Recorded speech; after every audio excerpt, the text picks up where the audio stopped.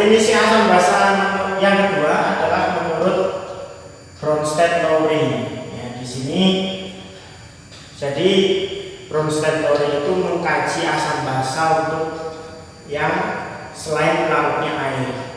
Ya, jadi kalau pelarutnya itu hanya dibatasi dengan air, maka kajian asam basa itu terlalu sempit. Ya, sehingga Bronsted-Lowry coba memperluas kajian asam basa di luar pelarut air, gitu ya. Nah, kalau menurut Bronsted-Lowry ini asam itu adalah zat atau spesies zat yang mendonorkan, yang donor. Ya, jadi di sini perlu teman-teman tekankan zat yang donor proton. Ya, proton, donor proton. Protonnya ya, biasanya berupa H+. Tapi di sini intinya dia donor proton. Siapa yang mendonorkan proton maka itu bisa disebut asam menurut Bronsted-Lowry. Sedangkan basa, ya, basa itu adalah spesies atau zat yang menerima atau dalam hal ini sebagai akseptor, ya, proton. Protonnya bisa berupa H+, ya. Dan yang paling unik, yang biasanya sering keluar juga di dalam Bronsted-Lowry itu ada yang namanya asam konjugat dan basa konjugat, ya. Ini harus teman-teman ketahui juga. Asam konjugat, ya. Asam konjugat. Asam konjugat itu adalah basa yang telah, ya, menerima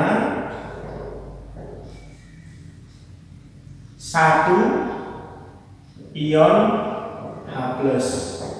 Ini namanya adalah asam konjugat. Jadi asam konjugat itu berupa basa yang menerima satu ion H+. Demikian pula ada namanya basa konjugat, ya. Basa konjugat itu berarti adalah suatu asam yang telah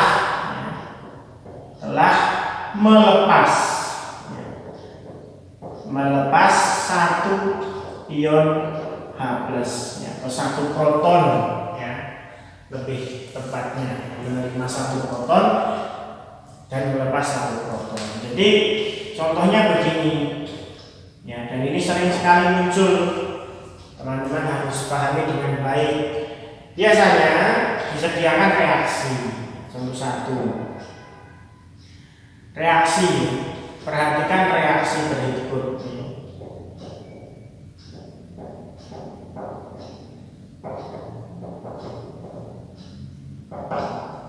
Ya, perhatikan reaksi berikut. Misalnya saya punya air, ya, H2O. Ya, kemudian saya tambahkan dengan suatu NH3, ya, amonia.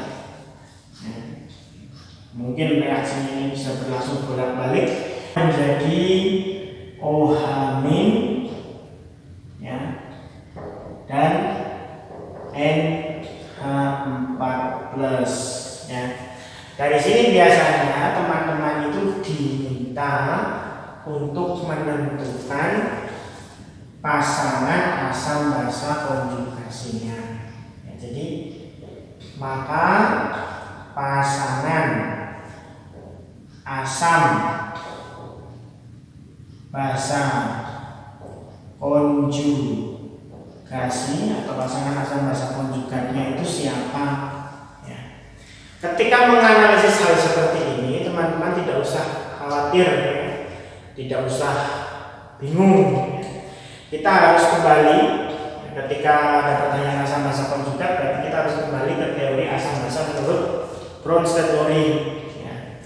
Menurut Bronsted-Lowry, asam itu kan tadi spesies yang mendonorkan proton. Kalau kita lihat zat di sebelah kiri, sebelah kiri ini kira-kira siapa yang jadi pendonor proton? Kalau kita analisis H2O di sebelah kiri ini kan menjadi, sebelah kanannya dia menjadi OH-, ya, OH-. Nah, menjadi OH- berarti H2O ini dia telah kehilangan atau telah melepas satu H-nya. Yang semula hanya ada 2, di sini hanya cuma menjadi 1. Berarti dia telah melepas satu H-nya. Berarti H2O ini telah melakukan yang namanya donor H+, ya, donor H+ atau melepaskan H+ kepada NH3.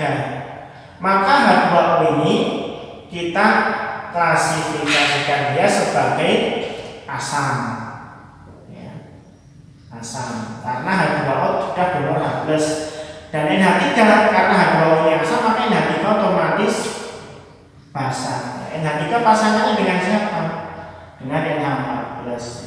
Kalau mau kita buktikan kenapa NH3 basa, karena di sini ya NH3 semula hanya 3 menjadi hanya 4. Berarti dia telah menerima, ya, menerima satu H+ ini, ya, maka dia disebut sebagai basa. Ya. Asam, maka setelah melepas H+-nya, ya, setelah melepas H+-nya berarti dia menjadi basa konjugat. Ya. Asam yang telah melepas satu ion H+ itu disebut dengan basa konjugat. Berarti di sini adalah basa konjugat. Maka rekan satu timnya di sebelah kanan, ya, berarti ini adalah asam konjugat. Ya. Jadi kalau disuruh menentukan pasangan asam basa konjugasi ada 2 nanti. Asam basa konjugat berarti ada H2O dan OH-, ya. Yang kedua berarti asam basa konjugatnya, asamnya ditulis dulu. Berarti NH4+ dan NH3, ya. Yang asamnya ditulis dulu, baru basanya. Ini cara menentukan pasangan asam basa konjugasi. Ini contoh pertama. Contoh kedua, ya. Misalnya saya punya soal seperti ini. Ada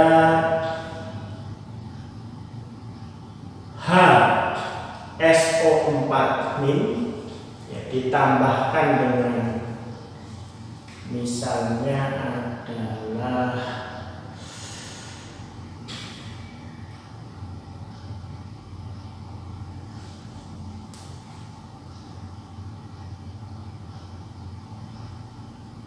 OH-, ya. Kemudian dia menjadi SO42-, ya, ditambah dengan H2O. Ya. Misalnya begini. Nah, kalau kita disuruh menentukan pasangan asam basa konjugatnya,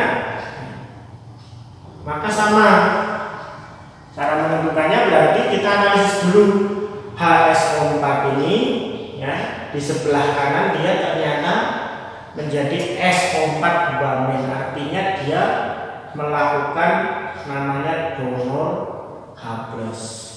Donor H+ berarti di sini dia bertindak sebagai asam, ya. Kemudian otomatis tekannya, ya, karena ini asam, berarti setelah donor H+ dia nanti menjadi basa konjugat, ya. Dan ini berarti karena HSO4 pun juga asam, maka dia sebagai basa, ya, menjadi H2O berarti menjadi asam konjugasi. Itu, ya. Berarti di sini pasangan asam basa konjugasinya ada 2, ya. Pertama HSO4- dan SO42-, yang kedua adalah H2O dan OH. Begitu ya. Semoga contoh yang ini cukup untuk memahamkan teman-teman dalam menganalisis asam basa konjugasi.